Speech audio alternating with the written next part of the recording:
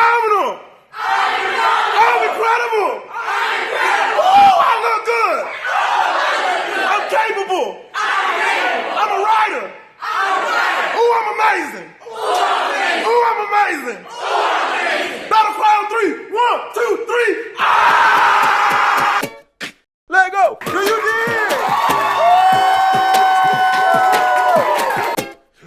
What up, Dollar Wayne? Hey! Let go. You better ask that Parkview got it popping today. Yo, what's up, everybody? It's Austin Dean Ashford, and welcome to the recap video for the Island Trap Tour. You can touch my soul. No. I was born to come get it. Island Trap started with like beatboxing, ukulele songs, and spoken word poems, and trying to find a narrative story to drive that could explain the difficulty of being a black man during the times now using historical texts. And sampling and remixing the same way that we do with music, but doing it in a theatrical way. That's how Island Trap came about. I can't escape. Last night, I can't escape. Last night. The parentheses go around the I in the rap because I rap also stands for I rhythm and poetry, and the piece has a lot of rhythm and poetry. And also Island is supposed to be like melodic, serenity, peace, opportunity, space, and freedom. And the juxtaposition of trap is claustrophobic, cage, violence, chaos. And me personally as a black man, I think other black men have had to deal with the trap so much. And we all want to achieve the goal of the island. So smacking them together makes a piece of beautiful conundrum that I hope that people are willing to just like deal with the irony of the idea of island trap. Captured by panic attacks, and I'm stuck in a big tank full of sharks, trapped in the flood and hurricane agoraphobia, and I hear my dad say, Austin, never lose faith, son. Ready? The first one we're gonna do, we're gonna go into an old person. And as old as you can. Ready? In 3, 2, 1, get old!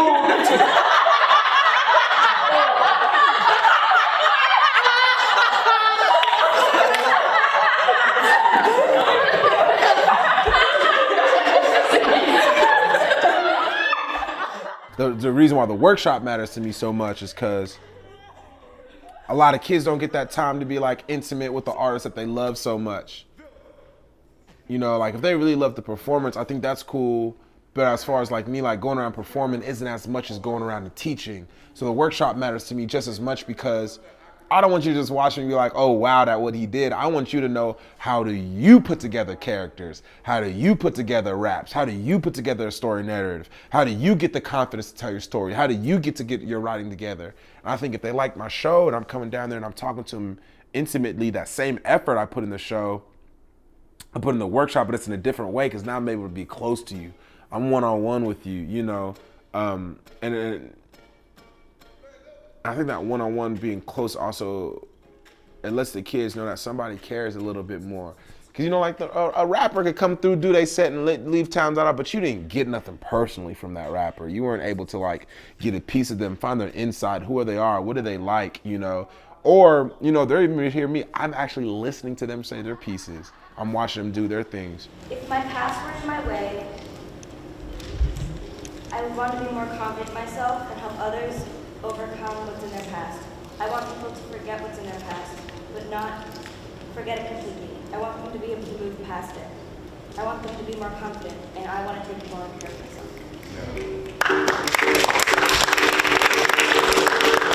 All right, everybody stand up. Make some noise for the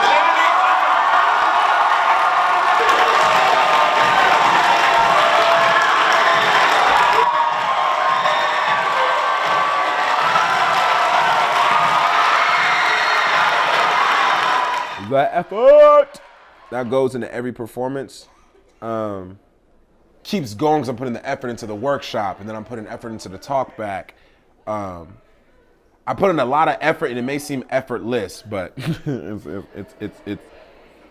it's a lot. But I also think a lot of these kids deserve to see somebody giving that much effort. Austin says, put your hands down. Austin! Beagle leases on an odyssey in an isosceles shape. Ain't no right angles, so I isolate. Because I'm in a space with no compass to navigate. So misunderstood as if from another place. When they spark up or they get excited, it's worth it to me. It's worth it to me. It's so worth it. I have multiple parts of the show that I love. I love the beginning and the doc. It's the time where I have to kind of get the audience like to trust me and get their attention. And they kind of get a glimpse of what I'm going to do, but they don't know what I'm doing completely. So if I'm like, hey, let me, I'm like, what the guy's, I guess. You don't think I should go, let me go.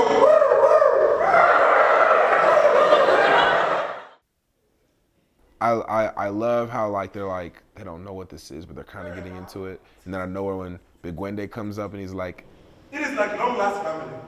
We have missed you so much. What is your name? My name's Austin, but call me Black Reese's. And I think I'm in the wrong place. No. and all the kids start laughing because they're like, oh my gosh, this guy's like an African. But I can also tell they're like, okay, let's go on this journey. And the very, very last part that I love about the piece is doing the Don't Mess With My Spirit song. Seeing them have that joy during that song of like, they're like, oh man, he's like really, really like rapping. He's rapping the best bars he rapped the whole show, like now at the end. And to see them say it with me, just to hear the audience say, don't mess with my spirit. Don't mess with my spirit. Say, you can touch my soul. You can touch my soul. Say, I'm going to go get it. I'm going to go get it. And then say, whoop, there it is.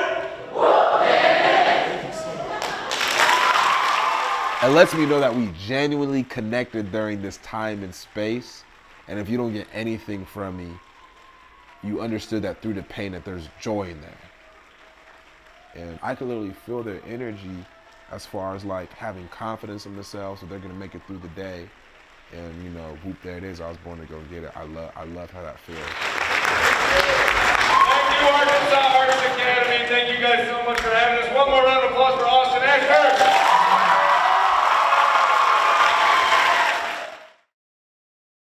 It's like I had so many kids come up to me after shows to say thank you.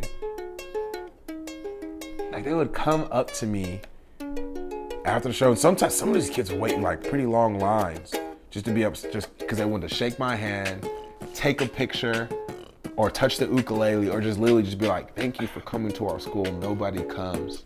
And if they do say if somebody comes, nobody who comes who looks like us. So the experience of this tour and taking it to kids who weren't exposed to it taught me a lot as an experience of when I want to go on like a big grand world tour, make sure I'm getting the artwork to the folks who need it, not just the folks who can afford it. Because it also reminded me that I was never one of the kids who could afford like real theater, highbrow stuff, but I was one of the kids who needed it. And I just imagine what level would I have been at if I could have seen something like an Island Trap or Hamilton at a young age because I could have afforded it. I love kids, and I love planting seeds and investing in them. The tough thing was knowing that as you invest in them, I'll never get to see what they look like when they grow.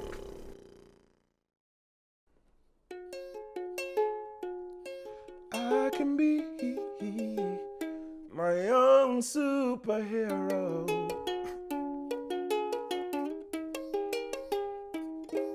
Through the bad times, I'll make it. I believe I can save myself. I'll use my strength. I can fly away. I'll use my strength. I can fly away.